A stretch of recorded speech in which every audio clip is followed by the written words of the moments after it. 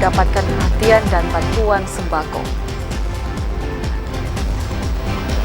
3 tahun terakhir, ratusan hektar lahan pertanian di Kabupaten Bungo beralih fungsi. Atasi banjir dadakan, Pemkab Muaro Jambi lakukan normalisasi saluran air.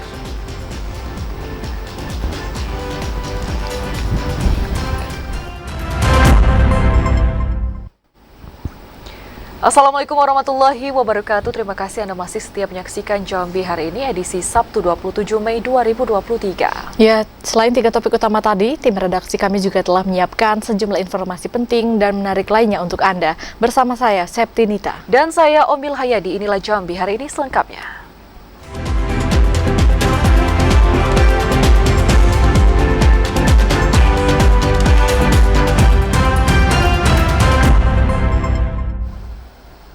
Mengawali informasi hari ini, saudara, kasus COVID-19 di Kabupaten Muaro Jambi saat ini terus bertambah.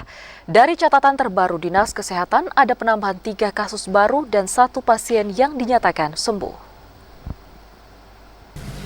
Masyarakat Muaro Jambi perlu lebih waspada terhadap penyebaran COVID-19. Pasalnya, kasus COVID-19 kini terus bertambah menjadi 18 orang. Terakhir ada penambahan 3 kasus baru dan 1 pasien yang dinyatakan sembuh. Angka tertinggi disumbang dari Kecamatan Jambi luar kota yang mencapai 6 kasus. Disusul Sungai Gelam yakni 4 kasus, kemudian Kecamatan Mestong, Sekernan, dan Sungai Bahar masing-masing ada 2 kasus. Sementara itu 2 kasus lainnya ditemukan di Kecamatan Kumpe Ulu dan Kumpe. Kepala Dinas Kesehatan Muaro Jambi, Afif Udin mengatakan, dari 18 kasus yang ditemukan, 1 diantaranya merupakan ibu hamil yang kini juga menjalani isolasi di rumah sakit. Sejauh ini Dinkes Muaro Jambi belum dapat memastikan awal mula penularan virus tersebut. Mereka yang terkonfirmasi positif COVID-19 telah dilakukan pemeriksaan PCR saat pemeriksaan di rumah sakit karena mengeluhkan penyakit penyerta yang diderita. Peningkatan kasus yang cenderung ada terus setiap hari, sehingga dimohon kepada masyarakat bahwa COVID itu masih ada dengan segala resiko penularannya bisa terjadi di mana saja dan oleh siapapun. Tetapi kita juga sudah nggak perlu khawatir dan takut. Kenapa? Karena kita sudah banyak sekali masyarakat yang mendapatkan vaksinasi COVID dan kekebalan tentu sudah kita dapat dari resiko penularan COVID. Pihak Dinas Kesehatan Muaro Jambi memastikan semua pasien yang menjalani perawatan dan isolasi di rumah sakit dalam keadaan sehat. Selain itu, tidak ditemukan usia yang rentan terkonfirmasi positif COVID-19, baik itu usia 5 tahun ke bawah maupun 60 tahun ke atas. Dinkes memprediksi kasus akan terus bertambah, mengingat banyak warga yang telah mengabaikan protokol kesehatan. Namun peningkatan tidak seperti di tahun 2020 lalu, karena 80% masyarakat Muaro Jambi sudah mempunyai antibodi COVID-19. Azam Afnan, TVRI Jambi melaporkan.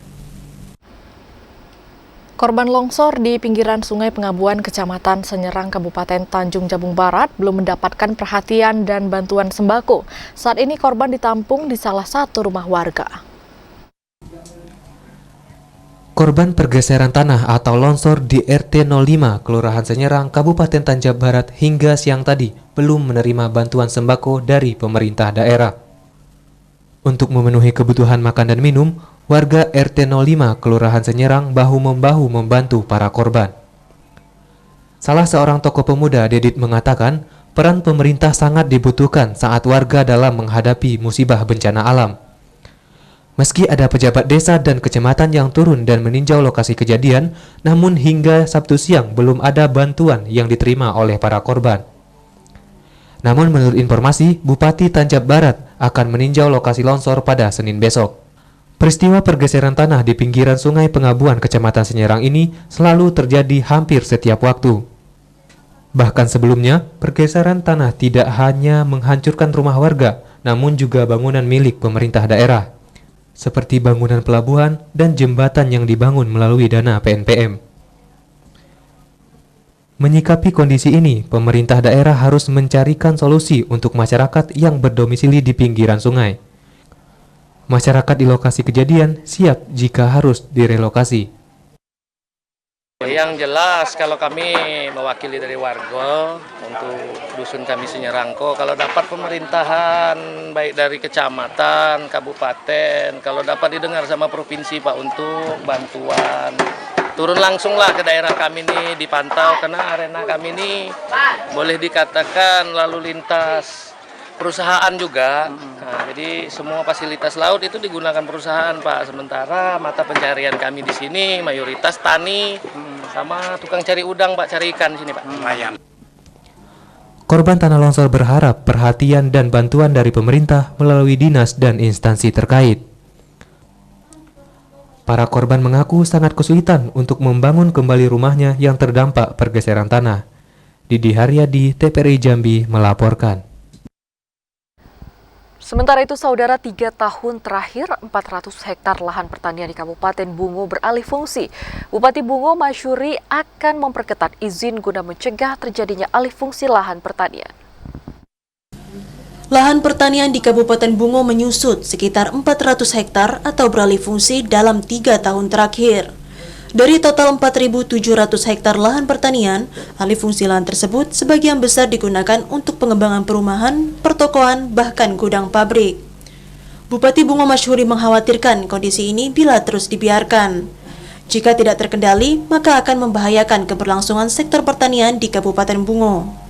Untuk itu, perlu adanya pengaturan agar lahan pertanian tidak semakin menyusut.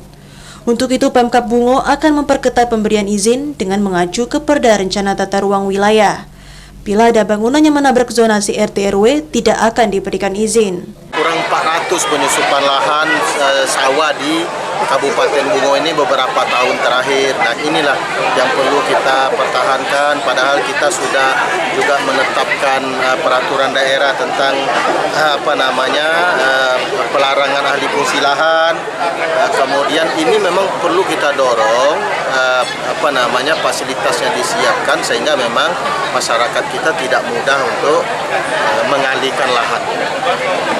Kemarin melalui BPN kita melakukan overlay lokasi jumlah total di Kota Bungo. Jadi itu akumulasi bukan mendadak dalam 1 tahun. Sudah beberapa tahun, ternyata akumulasi terakhir kita kekurangan 400 hektar. Dari 4.700 sekarang kita tinggal posisi 4.300 sekian. Dan ini karena terpotong dari pemukiman penduduk. Kalau pengalihan Kepala Dinas Tanaman Pangan dan Hortikultura Perkebunan Bungo, Muhammad Hasbi, mengatakan pihaknya akan melakukan pendataan dan menyosialisasikan ke masyarakat. Kemudian akan melakukan 3 langkah guna melindungi lahan pertanian, yakni mendata kembali lahan sawah dan pertanian, mengoptimalkan badan koordinasi penataan ruang daerah, serta memperketat perizinan sesuai rencana tata ruang daerah. Karena keberhasilan mempertahankan lahan pertanian dan perkebunan akan mampu menjamin kebutuhan pangan di Kabupaten Bungo. Mukriandi, TVRI Jambi melaporkan. Harga karet terus stagnan selama bertahun-tahun. Petani karet di Provinsi Jambi mengalihfungsikan lahan karet ke sejumlah komoditas perkebunan unggulan lainnya. Kepala Dinas Perkebunan Provinsi Jambi Agus Rizal memperkirakan dari total 670.000 hektar perkebunan karet yang ada di Provinsi Jambi, 10.000 hektar diantaranya sudah beralih fungsi. Alih fungsi lahan terjadi karena harga karet yang terus stagnan bahkan berada di kisaran Rp7.000 per kilogram selama bertahun-tahun di tingkat petani. Melorotnya pendapatan di sektor tersebut menjadi alasan utama terus meningkatnya alih fungsi lahan karet ke sejumlah komoditas perkebunan unggulan lainnya. Berdasarkan data Dinas Perkebunan, alih fungsi lahan karet terbanyak menjadi perkebunan sawit, khususnya di 8 daerah di Provinsi Jambi, terkecuali Kota Jambi, Kota Sungai Penuh, dan Kerinci. Selain sawit, lahan karet juga ada yang beralih fungsi menjadi perkebunan pinang maupun kopi. Alih fungsi lahan karet tidak dapat dielakkan lantaran tidak sebandingnya pendapatan para petani dengan kebutuhan hidup. Potensi alih fungsi lahan karet akan semakin besar jika harga komoditas tersebut tidak kunjung mengalami perbaikan. Bisa menolak ini tadi banyak kebun karet mau pindah komoditi. Ada yang ke sawit, ya kan. Kalau wilayah 8 wilayah di kabupaten yang bisa untuk tanam sawit ya. Tapi kalau wilayah-wilayah di hulu kan sebenarnya karet sebagian aja. Ini banyak masuk ke kopi dia. Nah, perkiraan saya mungkin sekitar 10 ribuan lah. 10 ribuan ya sudah ini ya. Dari total berapa itu Pak? 670.000. Agus juga mengatakan harga komoditas karet idealnya dijual di kisaran Rp20.000 per kilogram di tingkat petani. Patokan tersebut merupakan perbandingan ideal harga karet dengan harga komoditas potensial lainnya di Provinsi Jambi. Randy Arta, TVRI Jambi melaporkan. Badan Penanggulangan Bencana Daerah Kabupaten Tebo melakukan pengecekan peralatan pemadaman kebakaran di perusahaan perkebunan. Pengecekan ini, saudara, untuk melihat kesiapan perusahaan dalam mencegah kebakaran hutan dan lahan. Guna memastikan kesiapan dalam upaya pencegahan kebakaran hutan dan lahan, Badan Penanggulangan Bencana Daerah Kabupaten Tebo melakukan pengecekan peralatan pemadam kebakaran setiap perusahaan perkebunan yang ada di Kabupaten Tebo. Hasil pengecekan, beberapa perusahaan perkebunan sudah siap melakukan penanganan kebakaran hutan dan lahan, baik dari sisi peralatan maupun personil di lapangan. Pelaksana Harian Kepala Badan Penanggulangan Bencana Daerah Kabupaten Tebo, Nafri Junaidi mengatakan, saat ini pihaknya baru mengecek kesiapan peralatan pemadam kebakaran di beberapa perusahaan. Nafri menjelaskan, dengan telah ditetapkannya status siaga karhutla di Kabupaten Tebo, pekan depan pihaknya akan melakukan apel siaga dengan beberapa instansi yang tergabung dalam penanganan karhutla. Sudah intensif komunikasi, mereka sudah siap baik pun personil maupun pelaksana lainnya. Bahkan ditambah dengan masyarakat yang tergabung dalam masyarakat peduli api. Tapi ada salah satu perusahaan sampai saat ini kami ketemukan memang peralatannya memadai, tapi gedung atau tempat penyimpanan peralatan itu belum memadai. Sementara itu, memasuki musim panas saat ini, BPBD Tebo mengajak masyarakat sama-sama melakukan upaya pencegahan kebakaran hutan dan lahan. Pihak BPBD meminta masyarakat tidak membuka lahan perkebunan dengan cara dibakar. Intizam, TVRI Jambi melaporkan. Seperti yang terjadi di Kecamatan Sungai Gelam, Pemkab Muaro Jambi menganggarkan Rp900 juta untuk normalisasi saluran air.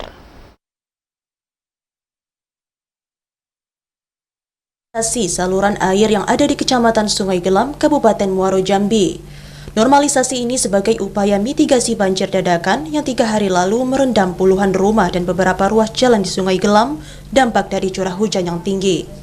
Normalisasi sungai dilakukan sepanjang 11 km akan dimulai pada bulan Juli 2023 dan diharapkan rampung pada akhir tahun 2023. Tapi solusi teknis dari PUPR ke depan, kami ada program normalisasi saluran di situ sekitar hampir 11 km pada 11 titik, dan insya Allah akan ke depan akan mengurangi dampak dari genangan-genangan itu sendiri, tidak seperti kondisi hari ini.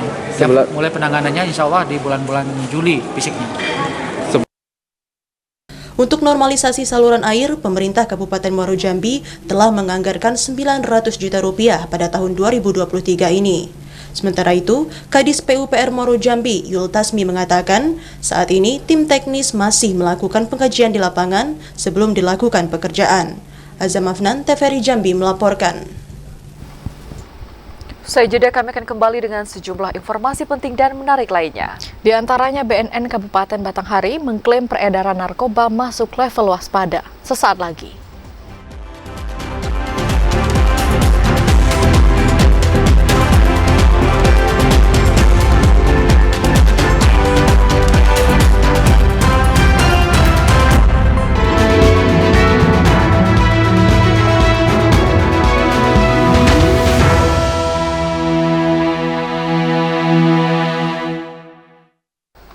Anda kembali bersama kami di Jambi hari ini, saudara. Kita menuju pemilu 2024 di mana 2 jabatan kepala desa yang kosong di Kabupaten Tanjung Jabung Timur karena ikut dalam kontestasi Pileg 2024 bakal diisi oleh ASN. 2 kepala desa di Kabupaten Tanjung Jabung Timur mundur dari jabatannya karena akan bertarung di pemilu 2024. Dua kepala desa tersebut berada di Kecamatan Geragai dan Rantau Rasau. Kabid Pemerintahan Desa Dinas PMD Kabupaten Tanjung Jabung Timur, Richa Saputra mengatakan, posisi kosong yang ditinggalkan para kades tersebut akan diisi penjabat dari unsur ASN ketika yang bersangkutan telah menerima SK pemberhentian dari Bupati. Berdasar usulan dari BPD akan diterbitkan SK penjabat kepala desa. Penjabat kepala desa itu akan bekerja selama beberapa bulan sampai ada kepala desa yang dihasilkan dari Pilkades antar waktu. Nantinya untuk persyaratan SK pemberhentian untuk pendaftaran bacalek KPU akan menyusul.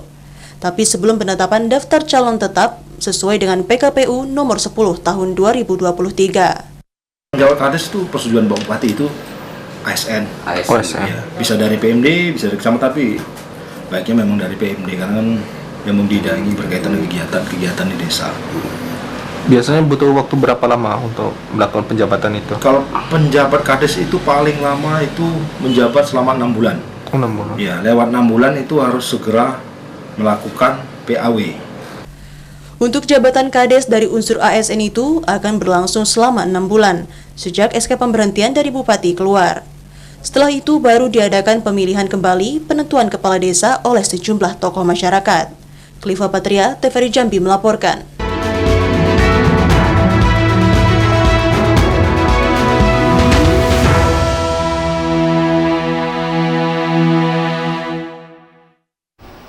Kita ke sorotan lainnya, Saudara. Lapas kelas 2B Kuala Tungkal kelebihan kapasitas. Lapas kelas 2B Kuala Tungkal saat ini dihuni oleh 416 warga binaan. Lapas kelas 2B Kuala Tungkal saat ini dihuni 416 warga binaan. Jumlah itu melebihi kapasitas lapas, yakni hanya 240 orang. Kalapas kelas 2B Kuala Tungkal, I Gusti Lanang Agus mengatakan, warga binaan yang menjalani masa tahanan atau hukuman di Lapas kelas 2B Kuala Tungkal didominasi oleh kasus narkotika. Untuk mengatasi kelebihan kapasitas, pihak lapas telah membenahi dan memanfaatkan kamar yang ditata dengan adil dan tidak ada pembedaan antar napi. Sementara, untuk pembinaan warga binaan, pihak Lapas kelas 2B Kuala Tungkal melakukan pembinaan kepribadian dan kemandirian.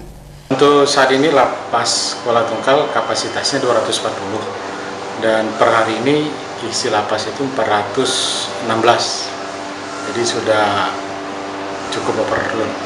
Sesuai instruksi Kemenkumham, pihak lapas juga diminta untuk melakukan penertiban barang warga binaan yang dilarang selama menjalani masa hukuman seperti telepon seluler.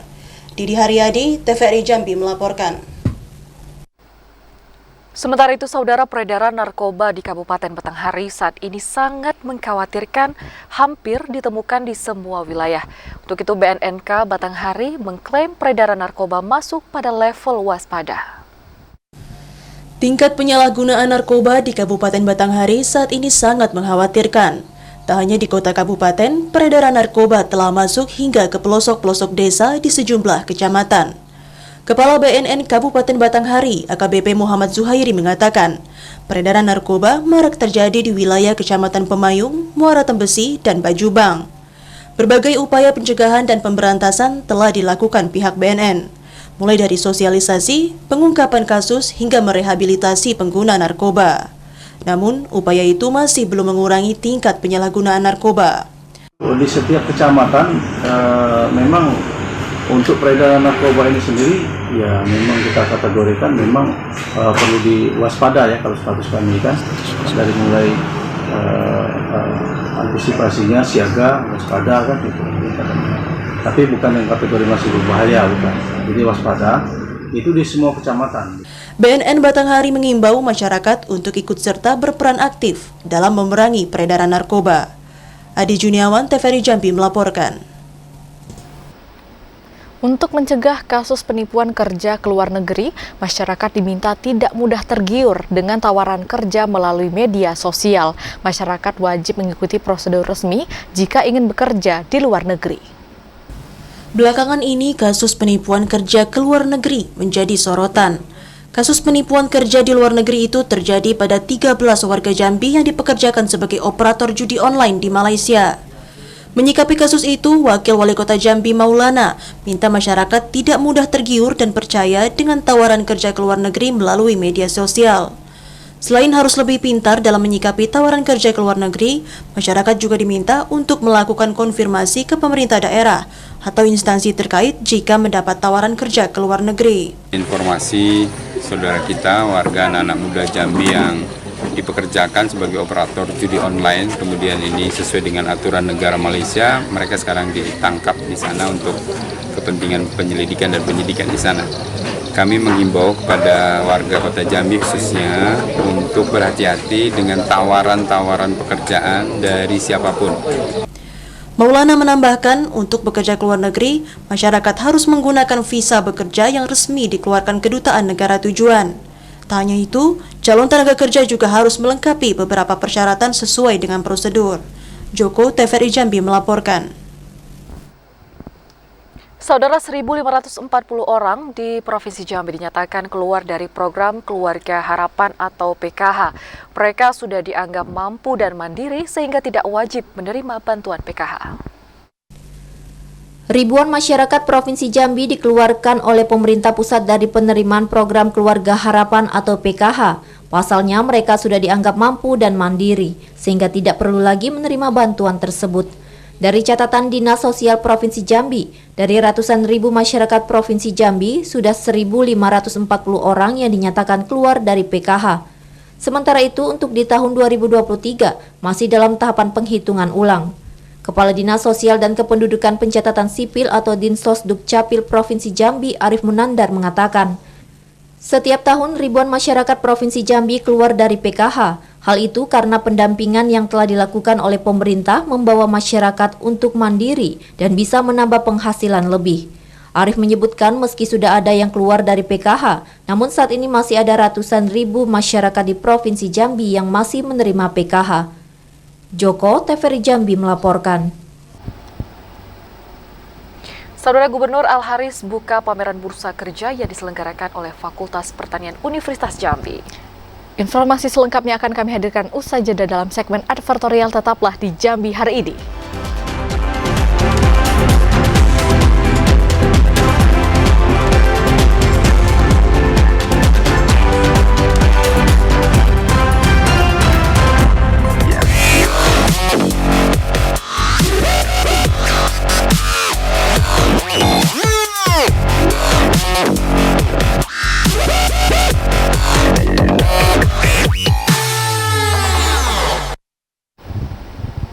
Terima kasih Anda masih bersama kami di Jambi hari ini dalam segmen advertorial.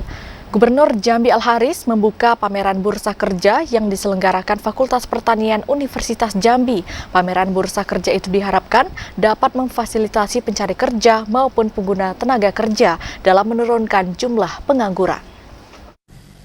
Gubernur Jambi Al-Haris resmi membuka pelaksanaan pameran bursa kerja yang diselenggarakan Fakultas Pertanian Universitas Jambi pada tahun 2023. Gubernur Al-Haris mengatakan pengentasan pengangguran menjadi upaya yang terus dilakukan pemerintah Provinsi Jambi untuk mengantisipasi jumlah pengangguran. Tidak sebandingnya jumlah angkatan kerja dengan lapangan pekerjaan menjadi salah satu penyebab tingginya angka pengangguran. Solusi untuk permasalahan kesempatan kerja semakin penting dan mendesak, karena akan berimbas pada percepatan pembangunan daerah. Pemerintah Provinsi Jambi terus mengupayakan adanya keseimbangan antara kebutuhan tenaga kerja dengan pencari kerja. Upaya itu telah dimulai melalui misi meningkatkan kualitas sumber daya manusia. Memastikan terciptanya SDM daerah yang berkualitas ditargetkan mampu melahirkan keseimbangan antara angkatan kerja dengan lapangan pekerjaan. Pemerintah Provinsi Jambi menyambut baik penyelenggaraan bursa kerja yang dilakukan Fakultas Pertanian Unja. Pameran bursa kerja itu diharapkan dapat memfasilitasi pertemuan antara pencari kerja dengan pengguna tenaga kerja.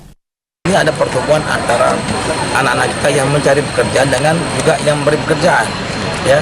Nah, oleh karena itu kadang-kadang mereka melihat aplikasi di internet, kadang salah lamar mereka.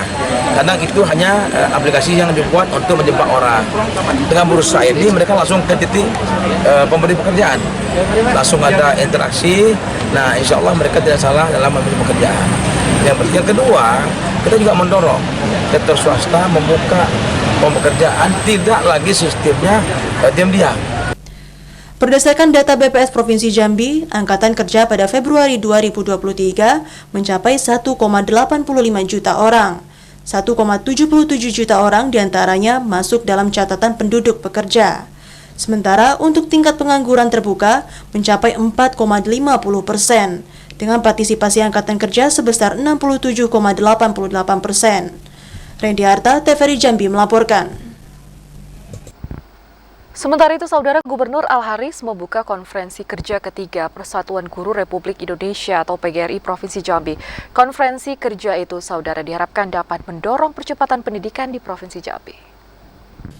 Gubernur Al-Haris resmi membuka konferensi kerja provinsi ketiga PGRI Provinsi Jambi tahun 2023. Gubernur Al-Haris mengatakan kemajuan bidang pendidikan merupakan faktor penting dalam upaya memajukan bangsa. Sebagai landasan pembangunan, pendidikan menjadi komponen fundamental dalam mencetak sumber daya manusia yang cerdas, berkualitas, dan berdaya saing. Pemerintah Provinsi Jambi memiliki komitmen kuat untuk memajukan bidang pendidikan dengan memasukkan program pengembangan sistem pendidikan dalam Rencana Pembangunan Jangka Menengah Daerah 2021-2026. Sejumlah strategi telah dilakukan pemerintah Provinsi Jambi dalam peningkatan kualitas SDM melalui pendidikan. Di antaranya, pemberian beasiswa dan bantuan pendidikan, revitalisasi dan pengembangan SMK berbasis kompetensi unggulan, serta pengembangan pendidikan dan latihan olahraga unggulan. Revolusi Industri 4.0 harus disikapi secara matang oleh seluruh lembaga pendidikan. Pembekalan ilmu pengetahuan dan teknologi yang optimal akan mampu menghasilkan peserta didik yang handal. Di era perkembangan teknologi saat ini, guru dituntut sigap dalam menguasai teknologi terkini, sehingga mampu memberikan pembelajaran yang komprehensif bagi para peserta didik. Al-Haris berharap melalui momentum konferensi kerja ini, PGRI Provinsi Jambi dapat menciptakan program kerja yang mampu meningkatkan kualitas dan kompetensi guru. Upaya itu dilakukan untuk mewujudkan pendidikan karakter dalam membentuk profil pelajar Pancasila. Randy Harta, TVRI Jambi melaporkan. Dukung pelestarian budaya, Sekretaris Daerah Provinsi Jambi Sudirman menghadiri pengukuhan pengurus daerah Federasi Pencaksilat Tradisional Indonesia Provinsi Jambi masa bakti 2023-2028. Sekretaris Daerah Provinsi Jambi Sudirman menghadiri pengukuhan pengurus daerah Federasi Pencaksilat Tradisional Indonesia Provinsi Jambi masa bakti 2023-2028. Sekda mengatakan, pencaksilat merupakan seni bela diri warisan Nusantara yang telah diakui oleh UNESCO. Menjaga dan melestarikan seni bela diri tradisional yang merupakan warisan budaya tak benda milik bangsa ini menjadi tugas kolektif yang harus dilakukan secara bersama. Hadirnya pengurus daerah Federasi Pencaksilat Tradisional Indonesia akan menjadi wadah yang tepat untuk melestarikan budaya serta menjaring generasi potensial yang mampu meraih prestasi. Sekda menekankan pembangunan mental generasi muda serta mengembangkan potensi diri untuk menjadi sumber daya manusia yang berkualitas selaras dengan target kerja pemerintah dalam mencapai Jambi Mantap. Sementara itu, pemerintah Provinsi Jambi ke depan akan mengupayakan pencaksilat masuk menjadi mata pelajaran muatan lokal yang disediakan sebagai saluran positif bagi para peserta didik. Langkah tersebut dilakukan sebagai upaya memfasilitasi pelestarian budaya bangsa yang harus terus dilakukan. Pertama, mewakili gubernur, kami mengapresiasi kegiatan ini di pengukuhan Federasi Pencaksilat Tradisional Indonesia.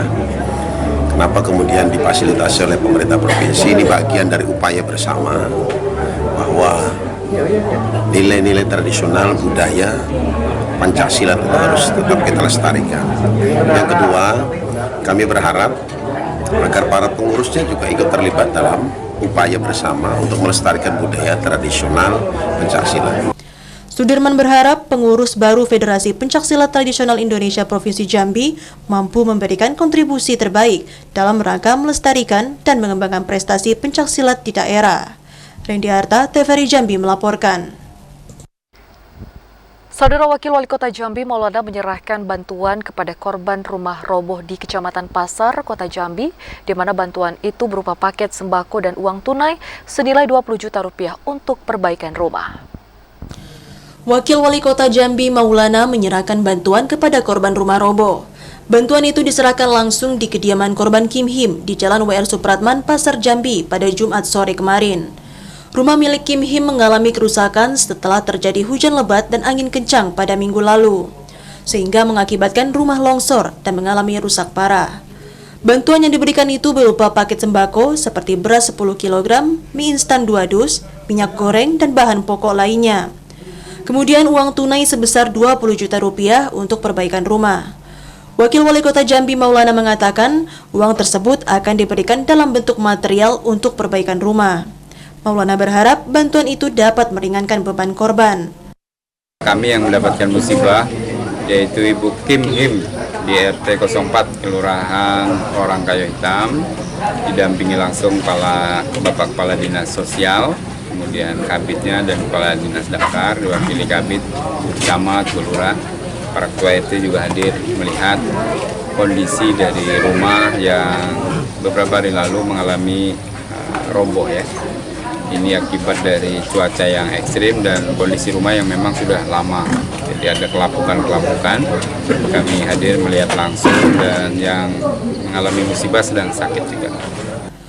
Maulana juga mengimbau masyarakat untuk meningkatkan kewaspadaan. Pasalnya saat ini cuaca ekstrim masih terjadi, sehingga resiko bencana alam yang mengancam manusia bisa mudah terjadi. Joko, TVRI Jambi melaporkan. Pemerintah Kabupaten Muaro Jambi optimis tahun 2023 ini meraih penghargaan Kabupaten Layak Anak dari Kemen PPPA Republik Indonesia. Pasalnya berbagai upaya dan inovasi telah dilakukan Pemkab untuk pemberdayaan dan perlindungan terhadap anak.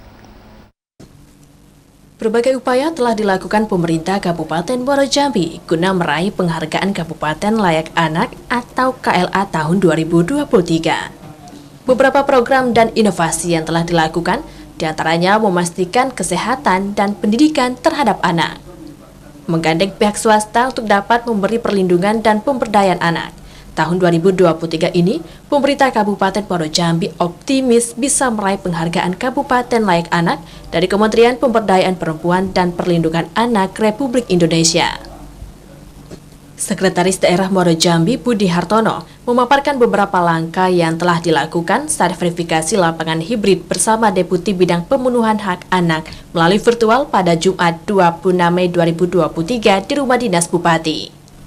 Program yang telah dilakukan pemerintah kabupaten mulai dari penurunan stunting dan sosialisasi rutin kepada masyarakat, serta pembangunan fasilitas untuk anak. Kami optimis bisa mencapai penghargaan Kabupaten Layak Anak tahun 2023. Penilaiannya apa ya Pak? Kota Layak Anak, Kabupaten Layak Anak ini? Ada 5 klaster, 24 indikator ya. Itu semua melibatkan semua OPD, termasuk juga melibatkan Forkopimda ya. Dari kepolisian bagaimana tindak lanjut terhadap kasus yang melibatkan anak, kemudian juga tentang zona aman sekolah. Sementara itu, penyelenggaraan perlindungan anak di tingkat kabupaten kota telah diamanatkan dalam Undang-Undang Nomor 35 Tahun 2014 Pasal 21 tentang perlindungan anak. Pemerintah Kabupaten Muaro Jambi berharap penghargaan Kabupaten Layak Anak tersebut dapat terwujud pada tahun 2023 ini. Azam Abnan, TVRI Jambi melaporkan. Saudara, Kabupaten Tanjung Jabung Timur miliki JCH tertua berusia 98 tahun pada penyelenggaraan ibadah haji tahun ini. Informasinya akan kami hadirkan usai jeda, tetaplah bersama kami di Jambi hari ini.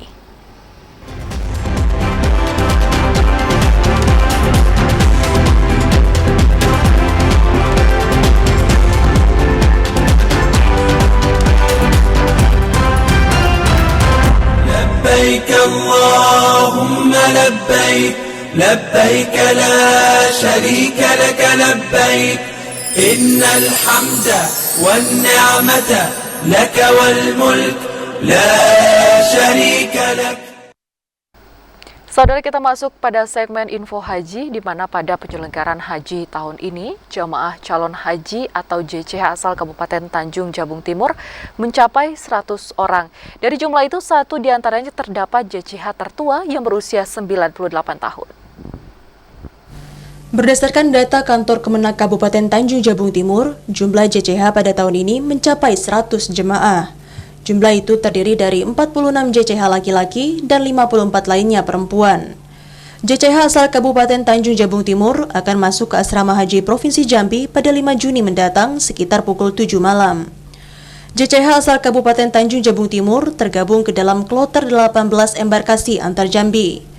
Kabid Haji dan Umroh Kemenak Kabupaten Tanjung Jabung Timur, Syaifullah mengatakan, Kecamatan Muara Sabak Barat masih mendominasi jumlah JCH yang berangkat. Dari 100 JCH, 1 diantaranya terdapat JCH tertua berusia 98 tahun. Penyelenggaraan haji pada tahun ini didominasi kaum lanjut usia. Dengan kesiapan yang baik, Syaifullah berharap perjalanan ibadah haji 100 JCH itu berjalan lancar hingga pulang ke tanah air. Yang tertua berumur 98 tahun, itu atas nama Pak Ranreng dari Mendaharang. Dan ketika sampai di Makkah, bulan Juli berumur 99 tahun. Dan yang termuda atas nama Farina Lestari Erwin, berumur 19 tahun.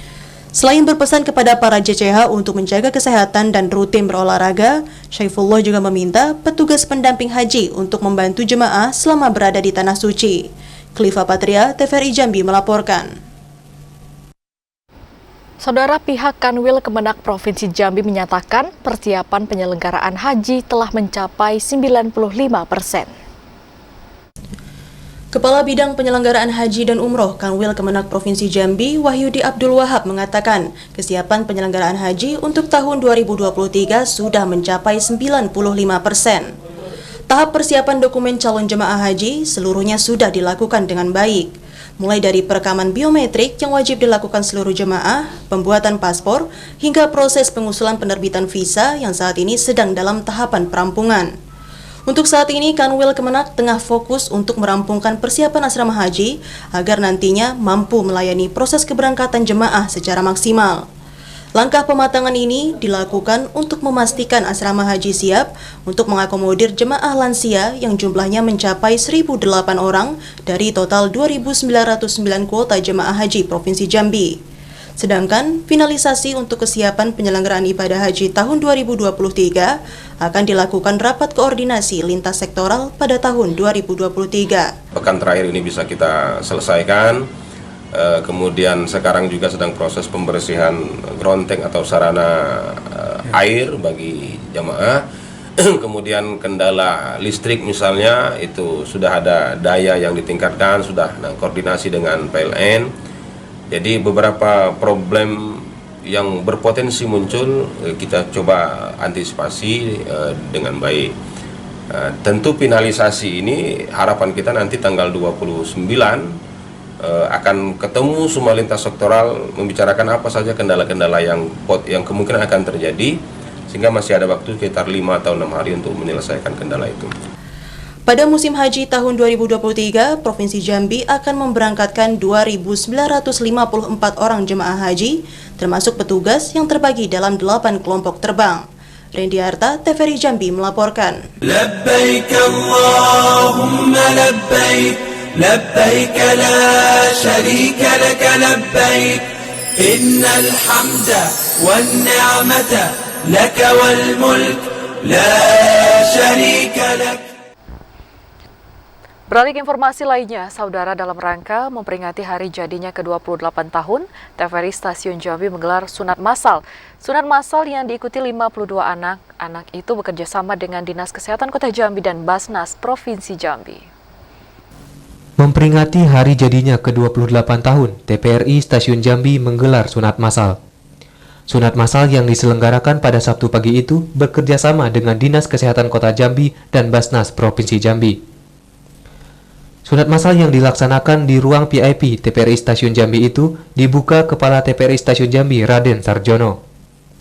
Raden Sarjono mengatakan, pada hari jadinya ke-28 tahun, TVRI tak hanya menggelar kegiatan dan perlombaan antar pegawai, namun juga kegiatan sosial kemasyarakatan, seperti pemberian santunan dan bantuan kepada masyarakat yang kurang mampu dan anak yatim piatu, serta sunat massal. Kegiatan sosial itu sebagai salah satu bentuk kepedulian TVRI Stasiun Jambi kepada masyarakat dan lingkungan sekitar. Hari ini ya, alhamdulillah bisa berjalan dengan lancar dan alhamdulillah apresiasi dari masyarakat.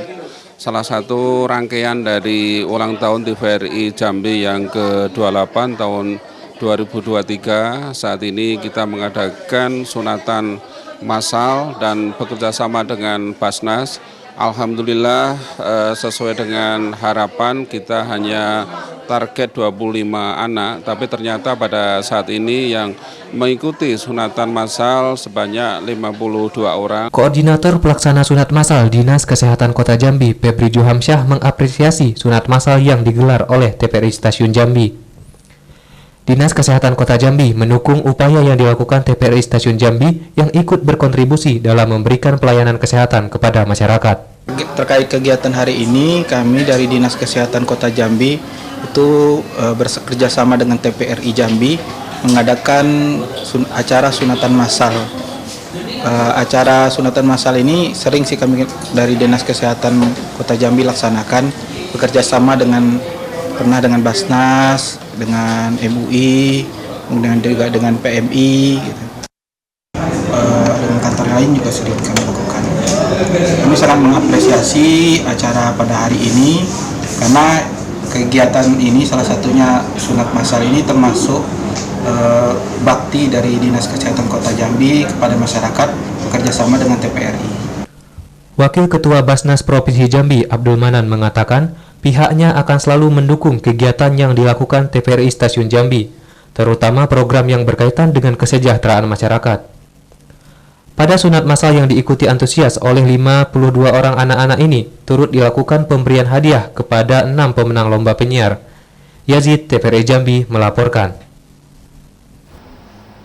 Saudara, Perpustakaan Umum Kota Jambi tetap diminati masyarakat di tengah perkembangan teknologi digital. Pada akhir pekan, perpustakaan cukup ramai dikunjungi oleh masyarakat yang antusias membaca berbagai jenis buku.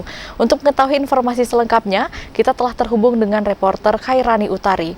Khairani Utari, silahkan dengan laporan Anda. Baik, terima kasih. Ya, memang di tengah menjamurnya teknologi digital, eksistensi perpustakaan cukup dipertahankan karena perpustakaan menyediakan berbagai jenis buku yang berkualitas dan terseleksi bagi masyarakat. Dan di akhir pekan ternyata Perpustakaan Umum Kota Jambi cukup ramai dikunjungi masyarakat yang antusias untuk membaca beragam jenis buku. Perpustakaan ini memang sukses mengubah citra perpustakaan yang kaku dengan menyediakan fasilitas yang lengkap dan nyaman seperti adanya braille corner bagi penyandang disabilitas netra dan juga ruang baca anak yang menyediakan beragam jenis bacaan yang menarik bagi anak-anak serta adanya pakaian adat Jambi untuk anak-anak. Menurut salah satu pegawai Perpustakaan Umum Kota Jambi, Nami, masyarakat yang datang di akhir pekan biasanya sekitar 50 orang perharinya. Dan kunjungan masyarakat paling ramai terjadi pada hari kerja seperti hari Senin dan hingga Kamis. Namun pada hari Jumat dikarenakan hanya setengah hari saja sehingga tidak cukup banyak kunjungan masyarakat pada perpustakaan ini. Dan di sini masyarakat juga dapat menggunakan layanan OPAC, yaitu sistem pencarian terpadu untuk mencari buku yang diinginkan menggunakan komputer yang tersedia.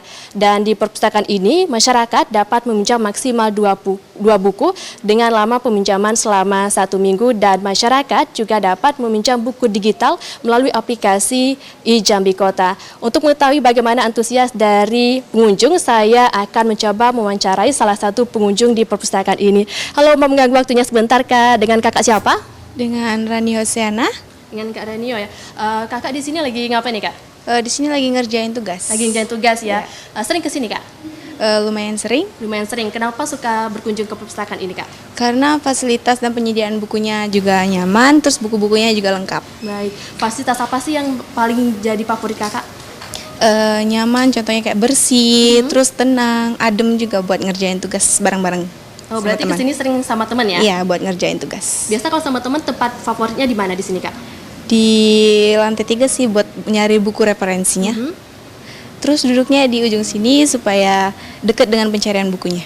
Baik, terima kasih ya Kak, semangat melanjutkan aktivitasnya. Dan pemirsa, memang di Perpustakaan Umum Kota Jambi ini masyarakat yang datang tidak hanya membaca buku saja, namun juga dapat melakukan kegiatan seperti mengerjakan tugas karena perpustakaan ini juga menyediakan ruang komputer, ruang referensi, dan akses internet gratis. Dan tentunya masyarakat berharap semakin banyak tempat-tempat pembaca seperti Perpustakaan Umum Kota Jambi ini. Demikian laporan dari kami, kembali ke studio. Laporan terkini dari Khairani Utari. Terima kasih atas laporan Anda dan selamat bertugas kembali. Beralih informasi lainnya, saudara, kebakaran rumah kembali terjadi di Kabupaten Batanghari. Kali ini satu unit rumah milik seorang warga RT 22 Kelurahan Sridadi hangus dilalap si Joko Merah. Diduga api berasal dari korsleting listrik. Dari video amatir, si jago merah dengan cepat melalap satu unit rumah semi permanen milik seorang warga di RT 22 Kelurahan Sridadi, Kecamatan Muara Bulian, Kabupaten Batanghari pada Jumat malam tadi. Saat kejadian, tidak ada satupun pihak pemadam kebakaran di lokasi untuk melakukan pemadaman, sehingga api padam dengan sendirinya. Ketua RT 22 Kelurahan Sridadi Saryani mengatakan, ketika kebakaran, kondisi rumah dalam keadaan kosong ditinggal pemilik rumah pergi berobat ke rumah sakit, sehingga tidak ada satupun barang berharga milik mereka yang dapat diselamatkan. Habis isak. Habis isak. Nah, di rumah dalam kondisi kosong atau gimana nih? Kosong dan penghuninya lagi pergi berobat. Dan kebetulan waktu itu mati lampu, sudah tuh ada yang lihat kok ada api, jadi kami kesinilah, rupanya api sudah nggak bisa ditolong lagi dan sudah habis, nggak bisa diselamatkan lah. Pihak RT pun belum mengetahui secara pasti asal mula api tersebut. Namun kuat dugaan kebakaran disebabkan oleh arus pendek listrik. Untuk sementara waktu, korban kebakaran mengungsi di rumah keluarganya yang tidak jauh dari lokasi kejadian tersebut. Hadi Juniawan, TVRI Jambi melaporkan. Saudara, kondisi ruas jalan rusak di Kabupaten Batanghari diklaim telah mendapat perbaikan maupun pembangunan jalan baru. Bupati Batanghari tidak memungkiri perbaikan jalan rusak itu belum maksimal. Pemkab Batanghari telah memperbaiki jalan rusak di sejumlah wilayah, namun perbaikan itu dinilai belum maksimal. Hal itu diungkapkan Bupati Batanghari Muhammad Fadil Arif. Pada tahun 2022, dari 700 km jalan rusak, pemerintah baru memperbaiki 120,7 km di semua wilayah kecamatan. Sementara, 579,3 km sisanya direncanakan akan diperbaiki pada tahun ini. Muhammad Fadil Arif menambahkan, Pemkab Batanghari akan berupaya semaksimal mungkin untuk menyelesaikan perbaikan jalan di sejumlah wilayah. Kita tahu jalan kabupaten kita merupakan distribusi dari hasil produksi masyarakat, hasil perkebunan dan pertanian lainnya. Kemudian untuk yang sudah cukup parah, kita akan bangun ulang. Jadi akan ulang, dan ini alhamdulillah sampai 31 Desember 2022 kemarin kita sudah perbaiki 120,7 km jalan kabupaten Batanghari. Tapi masih banyak yang jelek. Karena memang kondisi jalannya hampir 700 kilo ya. Nah ini. Infrastruktur jalan merupakan fasilitas utama yang dapat mengembangkan suatu kawasan. Jalan yang terintegrasi di suatu wilayah merupakan hal yang sangat penting, terlebih di kawasan perkotaan. Adi Juniawan, TVRI Jambi melaporkan. Warisan cagar budaya Muara Jambi yang tidak kalah menarik adalah rumah panggung. Saudara, seperti di Desa Senaung, Kecamatan Jambi luar kota, mayoritas penduduk setempat masih menggunakan rumah panggung. Indonesia dikenal memiliki ratusan suku bangsa dengan berbagai keragaman adat dan budaya. Setiap suku memiliki budaya dan keunikan tersendiri, salah satunya rumah adat. Di Kabupaten Muara Jambi, seperti di Desa Senaung, memiliki rumah adat khas, yakni rumah panggung yang terbuat dari kayu pilihan. Salah satu jenis kayu yang digunakan yakni kayu bulian, yang dipercaya tahan lama. Selain melestarikan budaya, rumah panggung didirikan juga untuk menghindari banjir dampak dari luapan air Sungai Batanghari. Sementara itu di bagian bawah rumah, kerap kali digunakan untuk memelihara hewan ternak atau menyimpan hasil perkebunan, seperti padi dan lainnya. Meski sudah berusia puluhan hingga ratusan tahun, namun rumah panggung ini masih berdiri kokoh. Kebetulan berkenan dengan rumah panggung ini memang sudah menjadi tradisi kami di Desa Seberang, khusus di Desa Senaung ini. Memang mayoritas semua masyarakat itu membuat rumah panggung. Kono pada zaman dulu ada, kalau di seberang sini ketika setahun sekali itu ada yang namanya banjir.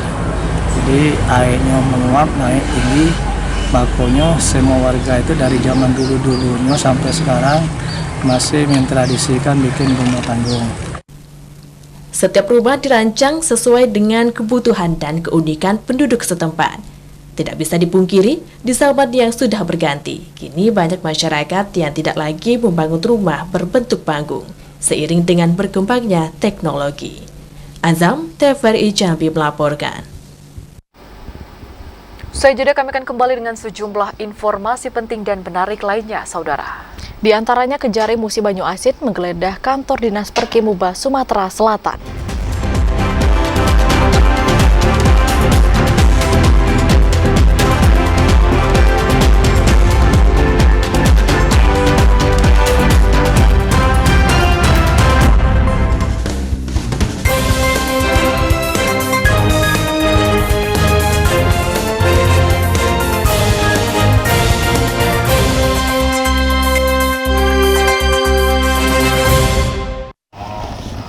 Terima kasih Anda masih bersama kami di Jambi hari ini dalam segmen Lintas Andalas. Informasi dari Provinsi Sumatera Selatan, Saudara, Kejari Musi Banyu Asin menggeledah sejumlah ruangan di kantor Dinas Perkemuba.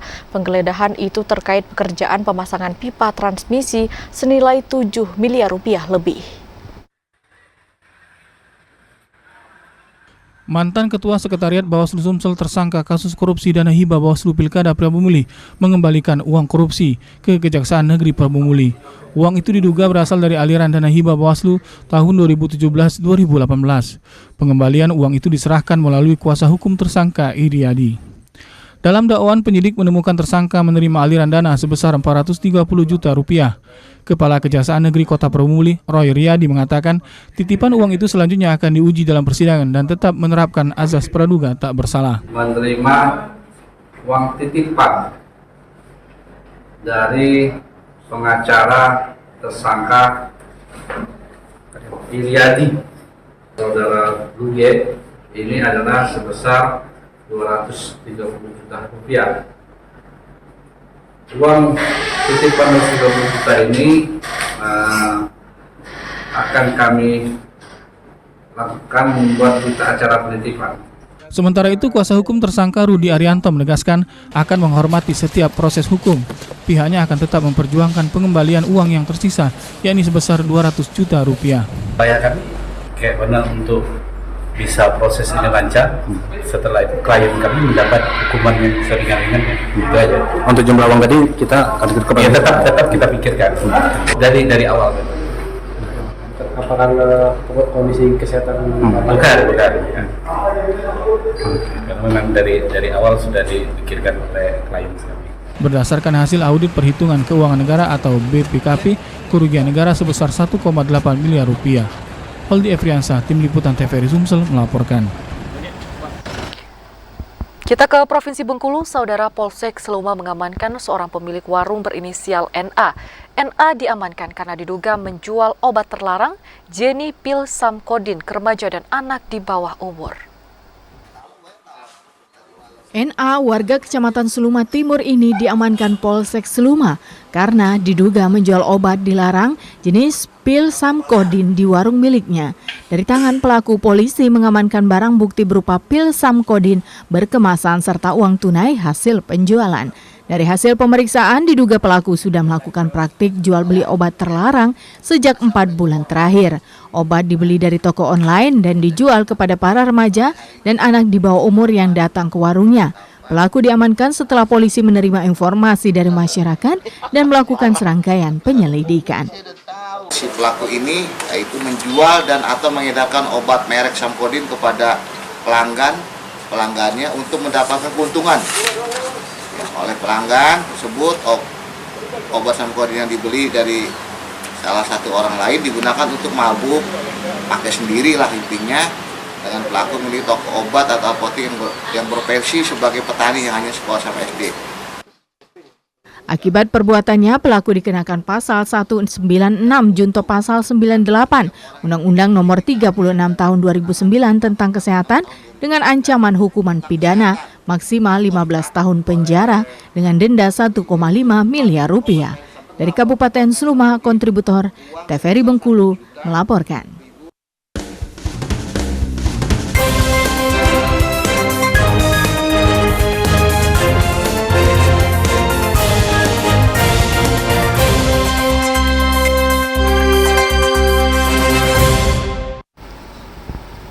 Demikian Jambi hari ini, saudara. Terima kasih atas perhatian dan kebersamaan Anda. Saya Ombil Hayadi. Dan saya Septinta bersama kerabat kerja yang bertugas undur diri. Wassalamualaikum warahmatullahi wabarakatuh dan sampai jumpa.